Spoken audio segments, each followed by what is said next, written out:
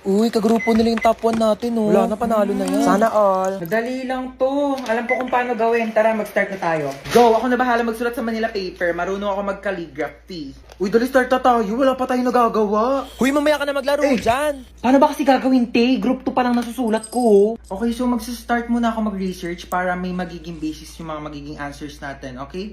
Basis. Alam mo yun? Hindi. Ikaw? Di din. Uy, ang ganda ng laptop niya, oh. So ito yung mga isusulat mo, ha? Ang bilis naman. Buti hindi naglalag yung laptop mo, no? Mabilis kasi talaga yung processor ng laptop ko. Oh. Bilisan mo dyan, te. Wait lang, te. Hindi ko mabasa. Late kaya ng screen. Na dictate ko. Wag na. Bakit? Hindi ako marunong mag-spelling.